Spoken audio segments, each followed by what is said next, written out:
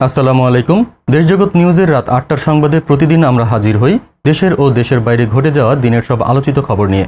এই গুরুত্বপূর্ণ সংবাদ ও বিশ্লেষণগুলো মিস করতে না চাইলে এখনই চ্যানেলটি সাবস্ক্রাইব করে আমাদের পাশে থাকুন। আপনাদের সাথে আছি আমি জাকারিয়া মুবিন। চলুন শুরুতেই জানিয়ে দিচ্ছি আজকের সংবাদ শিরোনাম।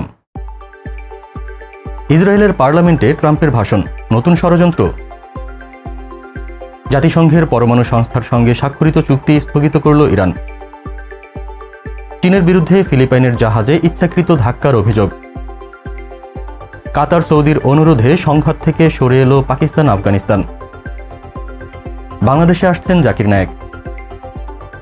বড় নির্বাচনী ঐক্যের পথে বিএনপি। মধ্যরাতে ঢাবি ও ঢাকা কলেজের শিক্ষার্থীদের সংঘর্ষ। এবারে চলুন বিস্তারিত জেনে নেই খবরের ভেতরের খবর ও বিশ্লেষণ। ইসরায়েলের পার্লামেন্টে ট্রাম্পের ভাষণ, নতুন ষড়যন্ত্র। রুদ্ধশ্বাস একদিনে হঠাৎই ইসরায়েলে মার্কিন প্রেসিডেন্টের আগমন। তেল আবিব বিমানবন্দরে ট্রাম্পকে স্বাগত জানালেন নেতানিয়াহু। কিন্তু প্রশ্ন হলো, কেবল কি জিম্মি মুক্তি, নাকি এর আড়ালে লুকিয়ে আছে গভীর কোনো রহস্য? মাত্র 4 ঘন্টার সফরে ট্রাম্প চলে গেলেন সরাসরি ইসরায়েলের পার্লামেন্ট নেসেটে। 1949 সালের পর চতুর্থ মার্কিন প্রেসিডেন্ট হিসেবে ইসরায়েলি পার্লামেন্টে তার ভাষণ, যা প্রথাগত সৌজন্যের চেয়ে অনেক বেশি কিছু। একটি পক্ষ বলছে এটি হামাসের বিরুদ্ধে ঐক্য ও শক্তির বার্তা। তবে সমালোচকরা মনে করছেন নেসেটে দাঁড়িয়ে এই ভাষণ আসলে বিশেষ কোনো এজেন্ডারই ইঙ্গিত। এরপরই মিশরে গাজা যুদ্ধ নিয়ে সম্মেলনে যোগ দিতে তার প্রস্থান। পুরো ঘটনা প্রবাহে একটি সূক্ষ্ম পরিকল্পনা স্পষ্ট। আসলে এই নাটকীয় সফরের মূল উদ্দেশ্য একটাই, যুদ্ধের সমাপ্তি নয়, বরং মধ্যপ্রাচ্যের ভূরাজনীতিতে আমেরিকার আধিপত্য আরও পাকাপোক্ত করা। নেসেটে ট্রাম্পের উপস্থিতি এবং নেতানিয়াহুর উষ্ণ অভ্যর্থনা প্রমাণ করে ইসরায়েলের স্বার্থ রক্ষায় ওয়াশিংটনের কৌশলগত অবস্থান আরও কঠোর হচ্ছে। তাহলে মিশরের শান্তি সম্মেলনে গাজা যুদ্ধের ইতি টানা হবে, নাকি ইসরায়েলের ইচ্ছাপূরণই হবে মূল এজেন্ডা? জাতিসংঘের পরমাণু সংস্থার সঙ্গে স্বাক্ষরিত চুক্তি স্থগিত করল ইরান। বিশ্বের নজর এখন মধ্যপ্রাচ্যে। এই উত্তেজনার মধ্যেই ইরান নিল এক বিস্ফোরক সিদ্ধান্ত। হঠাৎ করেই জাতিসংঘের পরমাণু শক্তি সংস্থা IAEA এর সঙ্গে স্বাক্ষরিত চুক্তি স্থগিত করল তেহরান। ইরানের পররাষ্ট্রমন্ত্রী আব্বাস আরাকচি জানিয়েছেন, সহযোগিতা সম্পূর্ণ বিচ্ছিন্ন হয়নি, কিন্তু পশ্চিমাদের চাপেই এমন সিদ্ধান্ত।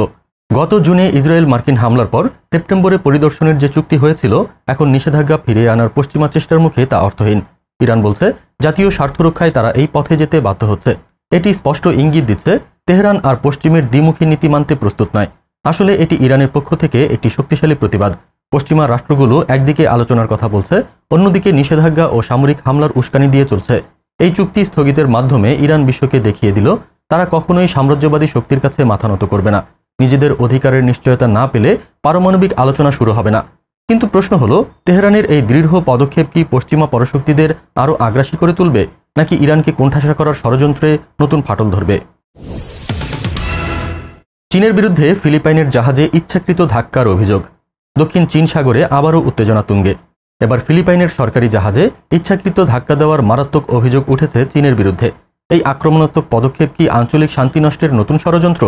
ফিলিপাইনের কোস্টগার্ডের দাবি, চীনা কোস্টগার্ড শুধু ধাক্কাই দেয়নি, জলকামানও ব্যবহার করেছে। একে ফিলিপাইন গুন্ডামি বলে আখ্যা দিয়েছে। অন্যদিকে চীন উল্টো দোষ চাপিয়েছে ফিলিপাইনের ওপর। তাদের দাবি, ফিলিপাইনের জাহাজ বিপজ্জনকভাবে কাছে এসেছিল। ঘটনাপ্রবাহ স্পষ্ট ইঙ্গিত দিচ্ছে বিতর্কিত এই অঞ্চলে শক্তি প্রয়োগের মাধ্যমে চীন তাদের দখলদারিত্ব কায়েম করতে চাইছে। আসলে এই সংঘাতের নেপথ্যে রয়েছে ভারত, আমেরিকা, ইসরায়েলের ভূরাজনৈতিক কৌশল। চীন বারবার অভিযোগ করছে ফিলিপাইন আমেরিকার প্রক্সি হিসেবে কাজ করছে এবং উস্কানিমূলক কর্মকাণ্ড চালাচ্ছে। এই সংঘর্ষগুলো কেবল একটি দেশের ওপর আরেক দেশের আক্রমণ নয়, বরং এশিয়া প্যাসিফিকে মার্কিন প্রভাব বিস্তার এবং চীনের ক্রমবর্ধমান শক্তিকে ঠেকানোর ষড়যন্ত্রের অংশ। যদি ফিলিপাইন আমেরিকার হাতের পুতুল হিসেবে কাজ করে, তবে এই অঞ্চলে অস্থিরতা কি কখনোই কমবে, নাকি কেবল বাড়তেই থাকবে? কাতার সৌদির অনুরোধে সংঘাত থেকে সরে এলো পাকিস্তান আফগানিস্তান। প্রবল উত্তেজনার মাঝে হঠাৎই পাকিস্তান ও আফগানিস্তান সংঘাত থেকে সংযত হলো। জানা যাচ্ছে কাতার, সৌদি আরব ও ইরানের আহ্বানে তাদের এই পদক্ষেপ। তালেবান মুখপাত্র জবিউল্লাহ মুজাহিদ জানিয়েছেন, কাতার ও সৌদি আরবের অনুরোধে তারা যুদ্ধবন্ধে সম্মত হয়েছেন। তবে পাকিস্তানের আক্রমণ অব্যাহত থাকলে পাল্টা জবাবের হুমকিও দিয়েছেন। অন্যদিকে পাকিস্তানও দাবি করেছে তারা সন্ত্রাসীদের হত্যা করেছে। কাবুল ও ইসলামাবাদ একে অপরের বিরুদ্ধে সার্বভৌমত্ব লঙ্ঘনের অভিযোগ করছে। পুরো ঘটনায় স্পষ্ট, একটি তৃতীয় পক্ষ এই দুই মুসলিম দেশকে সংঘাতের দিকে ঠেলে দিতে চাইছে।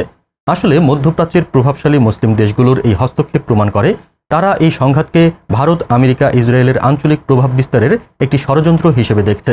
তাদের আশঙ্কা, এই যুদ্ধ চলতে থাকলে তা কেবল মুসলিম উম্মার ক্ষতি করবে এবং শত্রুপক্ষের শক্তি বাড়াবে। তাই আপাতত পরিস্থিতি নিয়ন্ত্রণে এলেও আসল প্রশ্ন হলো, পাকিস্তানের অভ্যন্তরে আইএসআইএসকে আশ্রয় দেওয়ার অভিযোগের আড়ালে কি ভারত মার্কিন গোয়েন্দাদের কোনো গোপন হাত কাজ করছে? বাংলাদেশে আসছেন জাকির নায়েক, দীর্ঘ প্রতীক্ষার অবসান। অবশেষে বাংলাদেশে আসছেন বিশ্ববিখ্যাত ইসলামী চিন্তাবিদ ডক্টর জাকির নায়েক। আগামী নভেম্বরে তার আগমনকে ঘিরে তৈরি হয়েছে ব্যাপক কৌতূহল। প্রায় এক দশক ধরে ভারত ও তার পশ্চিমা মিত্রদের চক্ষুশূল হয়ে আছেন ডক্টর জাকির নায়েক। তার আগমনকে তাই কেবল একটি সাধারণ ধর্মীয় অনুষ্ঠান হিসেবে দেখা যায় না। আয়োজক কর্তৃপক্ষ জানিয়েছে 28 অথবা 29 নভেম্বরে ঢাকায় হবে প্রথম অনুষ্ঠান। এরপর ঢাকার বাইরেও তার প্রোগ্রাম করার পরিকল্পনা রয়েছে।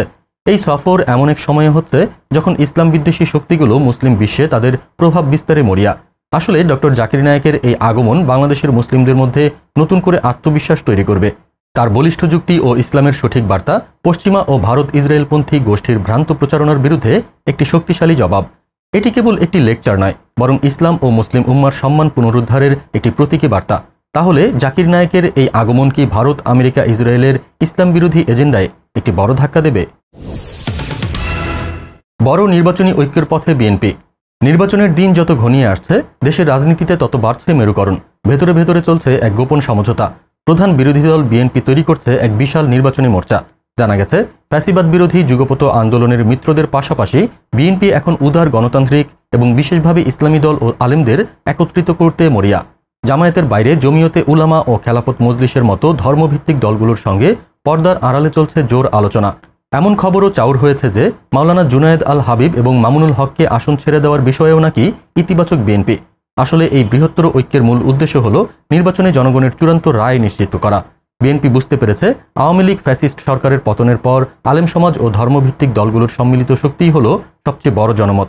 এই জোট গঠনের মধ্য দিয়ে তারা কেবল ক্ষমতা চায় না, বরং ইসলামী মূল্যবোধে বিশ্বাসী একটি জনভিত্তি তৈরি করতে চায়। মধ্যরাতে ঢাবি ও ঢাকা কলেজের শিক্ষার্থীদের সংঘর্ষ। মধ্যরাতে উত্তপ্ত ঢাকা। ঢাকা কলেজ ও ঢাকা বিশ্ববিদ্যালয়ের শিক্ষার্থীদের মধ্যে ভয়াবহ সংঘর্ষে রাজধানীর নীলক্ষেত নিউ মার্কেট এলাকা পরিণত হল রণক্ষেত্রে। সামান্য ফুটপাতের দোকানকে কেন্দ্র করে এই উত্তেজনা কি কেবলই ছাত্রদের রেশারেশি, নাকি সফল গণ অভ্যুত্থানের পর দেশে অস্থিরতা সৃষ্টির গভীর কোনো খেলা চলছে? সংঘর্ষে সাংবাদিক সহ বেশ কয়েকজন আহত হয়েছেন। উভয় পক্ষ ইটপাটকেল নিক্ষেপ করে এলাকায় ভীতিকর পরিস্থিতি তৈরি করে।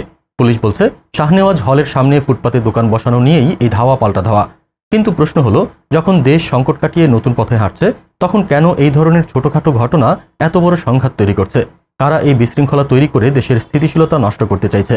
আসলে এটি জনগণের বিজয় ও স্থিতিশীলতাকে প্রশ্নবিদ্ধ করার একটি পরিকল্পিত চক্রান্ত হতে পারে। বিশেষ করে যে রাজনৈতিক শক্তিগুলো ভারতের মদদে দেশের ক্ষমতা কক্ষিগত করে রেখেছিল, তারা এখন নানাভাবে সমাজে নৈরাজ্য তৈরির চেষ্টা চালাচ্ছে। এই সংঘাতের মাধ্যমে দেশকে দুর্বল দেখিয়ে বিদেশি হস্তক্ষেপের পথ খোলার চেষ্টা হতে পারে। তাহলে ছাত্রদের এই সংঘাতের নেপথ্যে কি সেই পরাজিত শক্তির কোনো গোপন ইন্ধন রয়েছে? আজকের মতো এখানেই শেষ করছি। আজকের খবর ও বিশ্লেষণ নিয়ে আপনার মূল্যবান মতামত কমেন্টে জানাতে ভুলবেন না। সবাই ভালো থাকুন, সুস্থ থাকুন, আর নিয়মিত সত্য ও বিশ্লেষণ জানতে এখনই দেশজগৎ নিউজ সাবস্ক্রাইব করুন। আগামীকাল ঠিক এই সময়ে আবার দেখা হবে। আল্লাহ হাফিজ।